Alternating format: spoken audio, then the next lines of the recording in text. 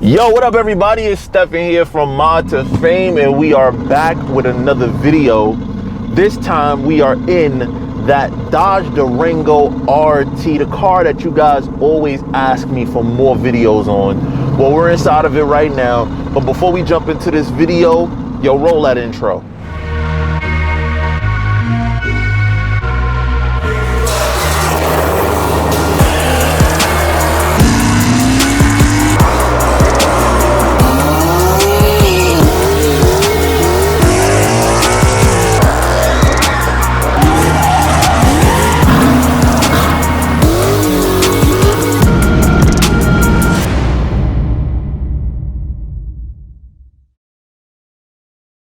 All right, guys, so here we are, man. And before we jump in too heavy, I need you guys, if you like what you see so far, like, subscribe, hit that bell notification so you don't miss no videos. But to the topic at hand, you saw the title, you saw the thumbnail. Why do I feel like the Dodge Durango is the absolute best dad's SUV?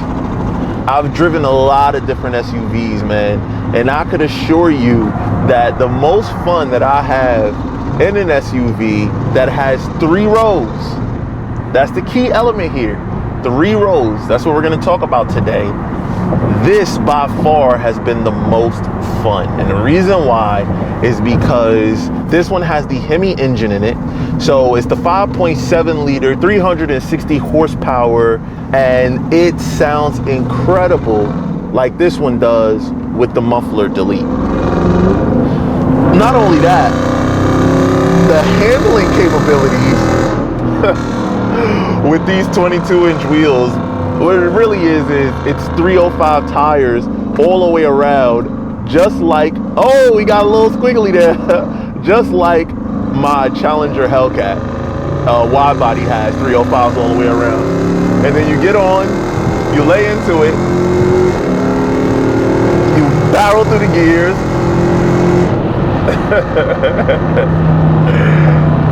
and this is every day, B. This is every single day. I mean, how could you not love that? Now, what I want to talk about a little bit is, before we go more in depth on the Dodge Durango, I want to talk about cars that are also in this same space and why these are not my #1 options. First, let's talk about another 3-row SUV, a luxury one called the Bmw X7. The Bmw X7 I actually like. I think it's a really cool looking SUV, but I want to start with the price. The price on the Bmw X7, if you want one with some decent options, and not even a V8 twin turbo, but just a 6-cylinder twin turbo, that car is $86,000. $86,000. That is a lot of change. So, as a dad, is that really where you want to spend $80-something thousand? Now, keep in mind, I'm the type of person that has a weekend car. I have a Hellcat, right? But the family got to get around too. So if I have to have something cool to drive, then I need something cool to drive. Now, the X7 has a beautiful luxury interior. It has all the screens. It has the nice Napa brown leather, white paint on it. BMW whites is always really nice. This one is more of a base model, so it only has a 21-inch wheels, but they do have a 22-inch option that is like really wide with like 315 tires. That is not this one, because I'm trying to stay as close in price and options to the Durango. The X7 here, in order to get what this Durango has on it, the Durango that I'm driving today, sticker price was $48,000. And for $48,000 to get similar options in the BMW, you need to do the luxury package, which then gets you the ventilated seats. This car has ventilated seats, heated and cooled. In order to get a remote start, you have to go with this technology package, which this is a Dodge, and it has remote start. It's really simple. You actually just press this little circle button. See that little circle button? You press that twice and it remote starts, no problem. In a $48,000 car. In order to get the nice leather that the BMW have, you need the better packaging. And as you guys look at this window sticker, just keep in mind all the different options that this car has in addition to the Durango. So Sorry, couldn't help myself. Red light, red light, red light. Woo, y'all heard that shit? Woo! God, yo, this truck is so much fun to drive for a full-size 3-row SUV. Anyway, if you look at the window sticker, you'll see all the additional options that this doesn't have. Obviously, this does not have those beautiful like LCD screens that car has. It doesn't have, you know, the level of interior of the dash. If you look at the dash on that car, beautiful wrapped in leather, ultra suede in terms of the roof liner. And another cool thing that it does is, if you look, the seats actually fold electronically. You can press a button to raise the seats and lower the seats in the back, which is very convenient. I will definitely say that. But is it worth $40,000 extra is a question. And that's something that it depends on your bank account and, you know, what you can swing. And also, if this is going to be your only car, then maybe, unlike me, you won't have a monthly payment for your Hellcat and also a monthly payment for your Durango. I don't know, you could be different. Then I was like, okay, so that's BMW. Like I said, beautiful SUV, really nice. Last thing is that panoramic roof is really nice. I really like that. The Durango only has a sunroof, but if we're gonna stay on 3-row SUV, so I won't bring up the fact that the Cherokee also has a panoramic roof for around the same money. But I'm not gonna say that because we only talk about 3-row SUVs. So therefore, another just downfall that I see is, what is gonna be the fun factor in that X7 if you don't have the V8 twin turbo, if you only have the 6-cylinder? Will it be quick? Sure. But is it gonna be hemi roaring V8 sounding quick? No. And if you want to talk about gas mileage, the V6 ain't that much better. So if that's what you're looking forward to, I'm sorry guys, that's not really going to help you very much. You'll see it on the window sticker here what the exact gas mileage is, and I'll put up in text what the gas mileage is on the Hemi Durango RT. That's the X7, right? Now let's talk about, also in that same vein, if you want to look at that same price range, we can talk about the Mercedes GLE 450. That particular vehicle is also a V6 turbo motor, making 365 horsepower, which is no slouch, but we'll get into all other stuff. But if you look at the interior of this particular car, the screen's really nice. Mercedes does it the best when it comes to their like layouts and their dash. It's sick what Mercedes offers. However, once you go into like the back seat, that is a really boring looking interior. To me, the Mercedes GLE looks and feels on the inside very soccer mom. It does not feel like badass cool dad. Now, do they make an AMG model? Absolutely. The X7 comes in an M550 Sport, which gives you everything that the Durango has, but then you're talking about $100,000. And then if you're talking about an AMG and a GLE, you're talking about, Jesus, Lord knows how much over $100,000 we're talking about. Can we even compare those two at that point? I don't think so. Here in the Mercedes, what I also noticed, much like the BMW X7, the third seat option, the third seat room is not very great. Here you have this big SUV, right? In my opinion, the third row seat in this Dodge Durango has a decent bit more space. And I don't think it's because it's longer or bigger. I just think it's just the way it's laid out. It just seems like it has more room. I mean, you could sit adults back there, unlike certain other Mercedes and BMW SUVs. Sorry, having a little more fun. Love it, love it, build it, build it, build it, build it. The gears go on forever.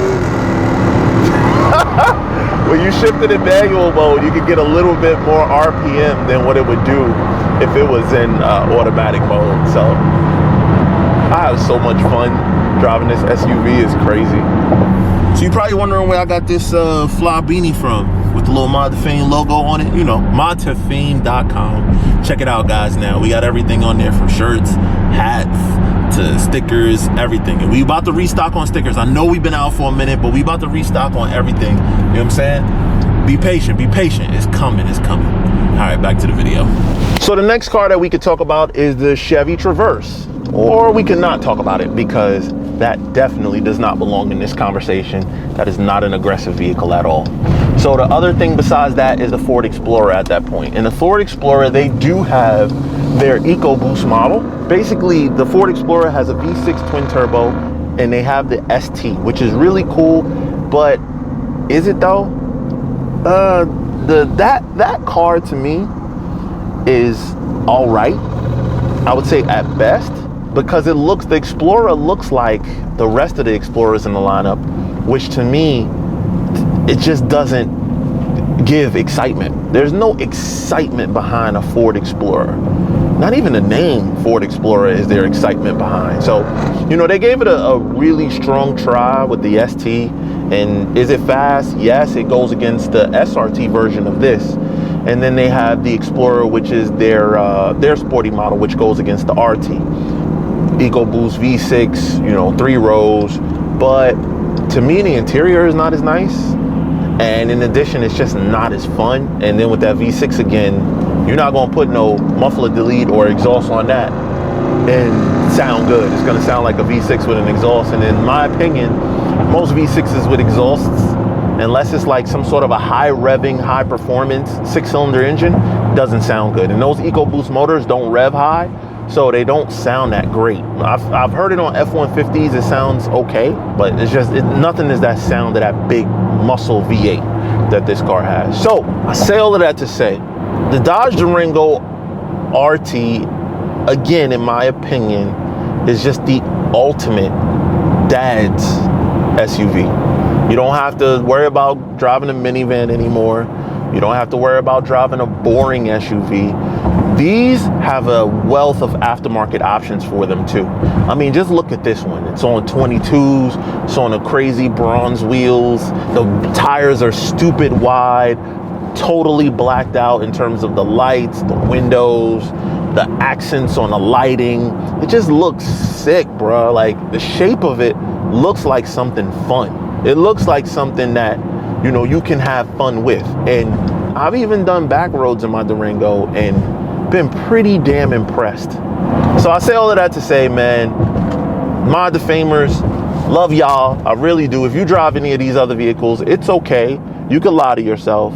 But the truth of the matter is, I've driven a lot of different cars. As far as SUVs go, for me, the Dodge Durango, if you want to talk about value for dollar, being able to get the kids in, being able to be comfortable even when the kids are not in, being able to drive it hard, have fun with it, this carries that muscle car DNA over to an SUV. So I guess the next thing that I would argue is, you know, or you could argue is, well, Steph, then what about the Durango SRT? The Durango SRT price point kind of starts to push closer to those luxury SUVs. And if I had a choice, right, would I spend $100 grand on an X7 M Sport model, like the 550 M Sport, or would I get a Durango SRT? You know what? I think I still would get the Durango SRT. Nah, I don't know. I don't know, but no question that when I'm comparing this sub $50,000 SUV and when I'm comparing it to $86,000 SUV, this is the much better buy. Anyway, guys, yo, I hope you guys like this video. It was just a quick one. And remember, all of this is my opinion, right? Here we go again. Nah, I'ma chill. All of this is my opinion. You could completely disagree, and that's totally fine. You know what I mean? I'm not mad at you if you disagree. But my opinion is usually based in reality of, damn.